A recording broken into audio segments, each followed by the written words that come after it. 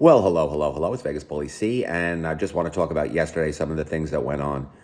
Last night I was at the Palazzo, and my dopamine just crashed. I was so low, and I was walking by with Anne-Marie, and Anne-Marie was on the live, and we were on TikTok, and I went in, I said, I got to go to the bathroom.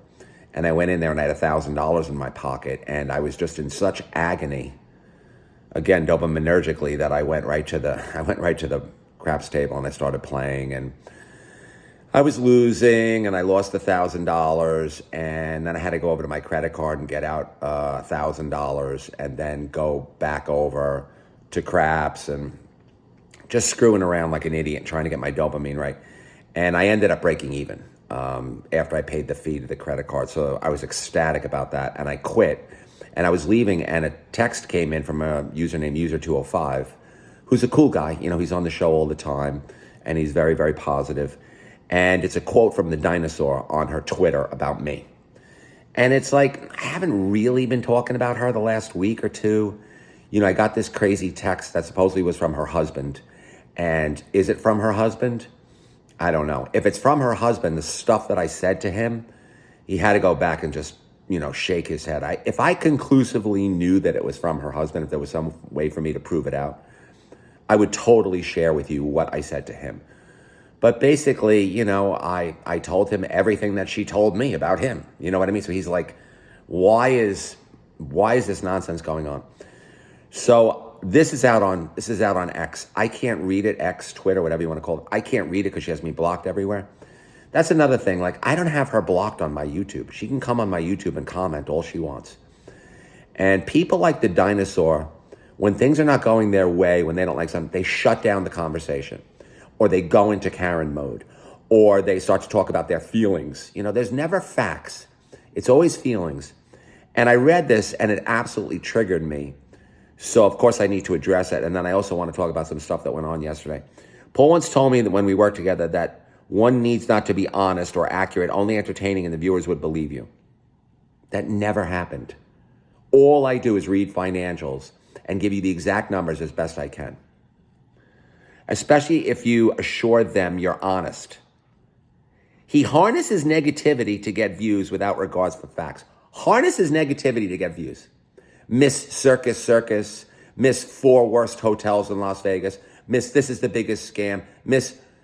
I want to ask her a question. Why are you going after the cake machines? I personally know why you're going after Buddy V and the cake machines. Can anybody guess why she's going after Buddy V and the cake machines? Can anybody guess why she never talks about Treasure Island? Harnessing negativity. I remember one time I was doing business with her and she was getting no views on TikTok. And the next day, there it was, 4 worst hotels in Las Vegas. The bed bugs, running around with a light, shining it on the bed bugs. That's not harnessing negativity. Go into my posts if you have just absolutely nothing to do in your life. And I was going to do this, but I cannot waste my time on this. Go into my TikTok, go into my Instagram, and count the number of positive posts and the number of negative posts. Are there any lists on my TikTok or Instagram? The 4 worst this, the 4 worst that? No. It just triggers me because what I'm doing when I'm doing negativity, there's 2 types of negativity. There's subjective negativity, which is like, I really feel like Resorts World is one of the worst casino designs in the world.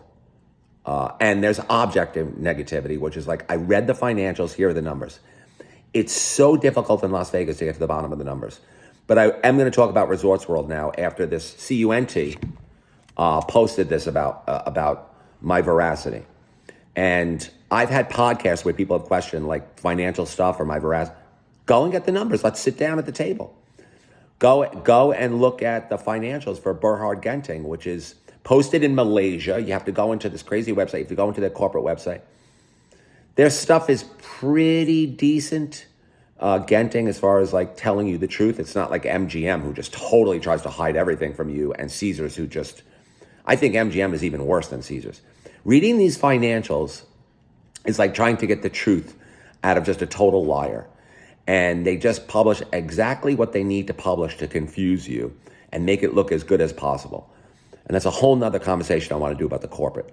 But let's talk about Berhard Genting. Let's talk about Resorts World. I went there for a year and a half, empty, clueless, no comps. I don't really like the layout of the place. No one was ever coming in or going out. So I addressed all of that.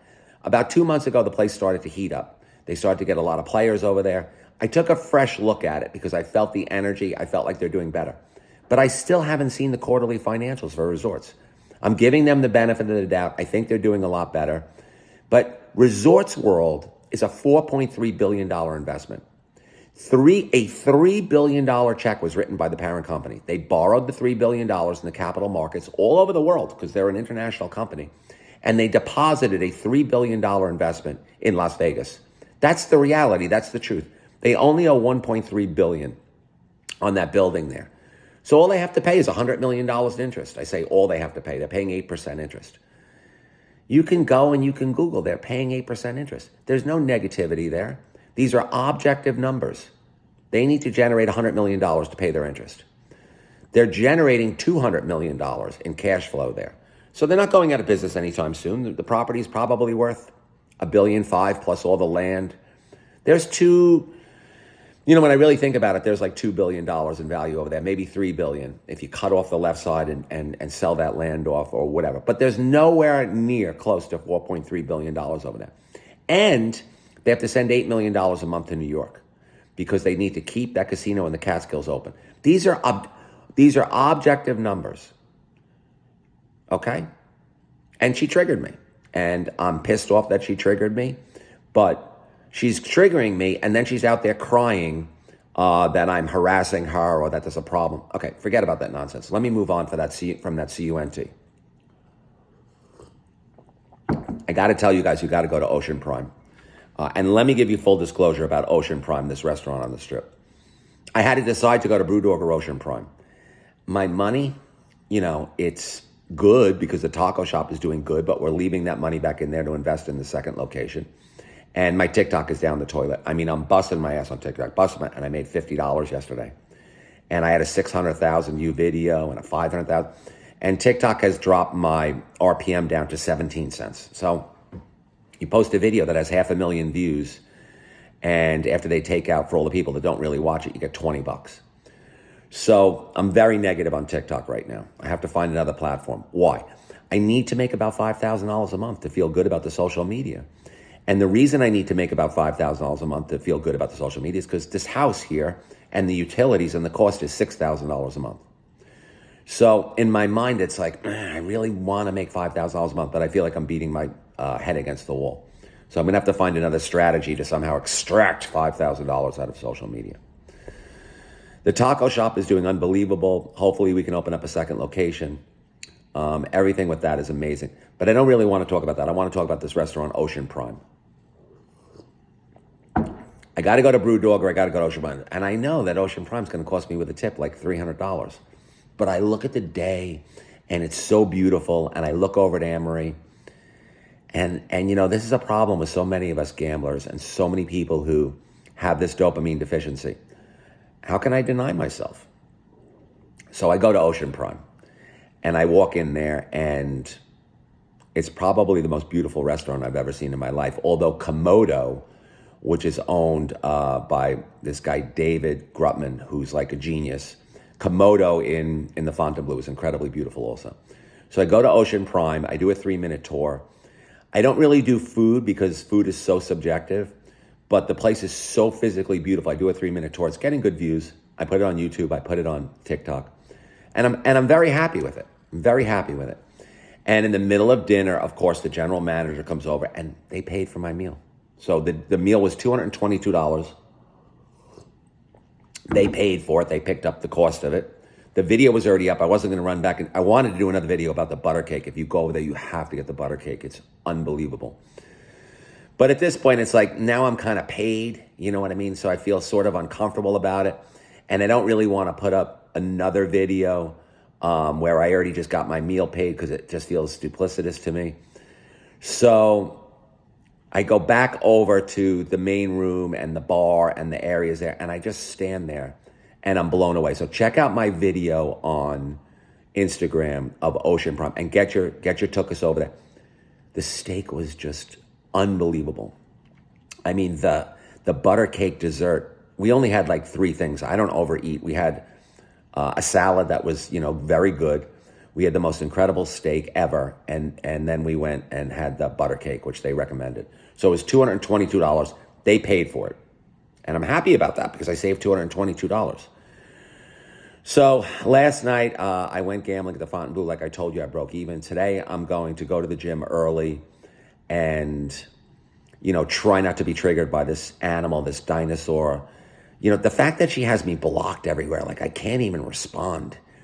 And I just want to say that things that are subjective, like the resorts world, like I'm going in there and now it's doing great, and I feel that's all subjective nonsense. When the financials come out for Resorts World, I'm not harnessing negativity. If I go and I see the financials of Resorts World and they're still only making $60 or $70 million a quarter after they had the AVN awards and all this other stuff, well, then we know that, it's just never going to do that great. And a life lesson here.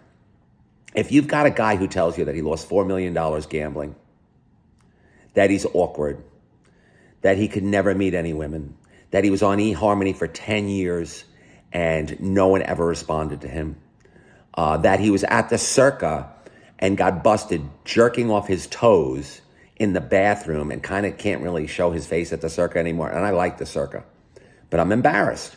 If you got a guy that's bleeding out all of this truth to you, do you think I'm lying about who I'm getting paid by and who I'm not getting paid by?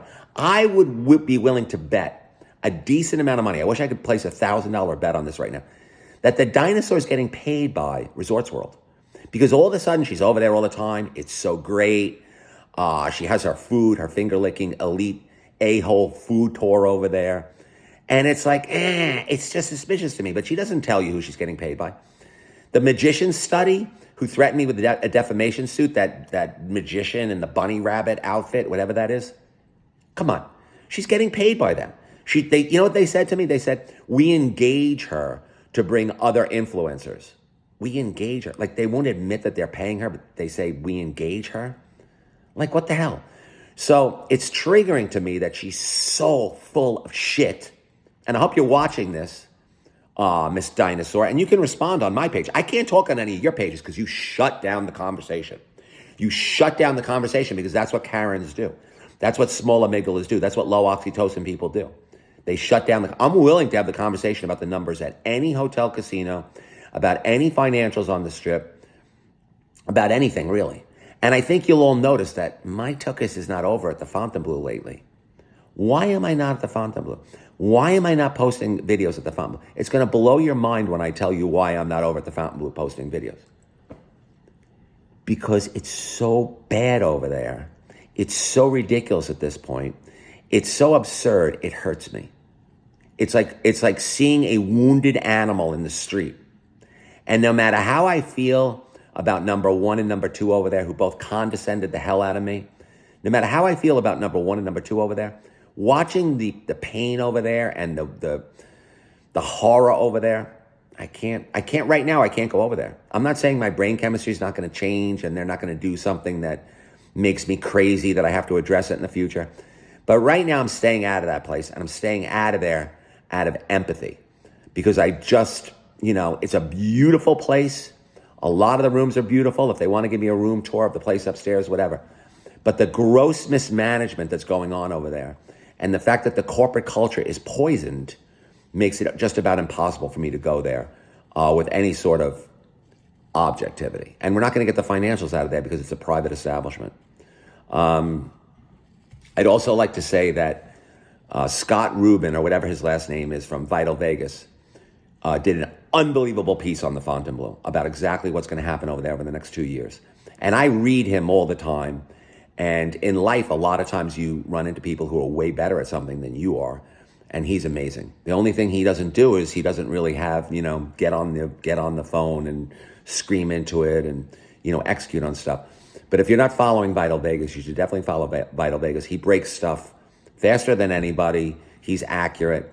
He's sarcastic, so he must have some sort of pain or some sort of anger, but he really did an unbelievable piece on the Fontainebleau that you should definitely read. It's the piece that I would have done if I had the emotional maturity to sit down, and if I didn't have the worst ADHD in the world, to sit down and do a piece on it. Anyway, this has run way too long, but I had to get my thoughts out there. I was triggered by the dinosaur, who's a real CUNT, real big time. So that's about it. Vegas, Paulie C.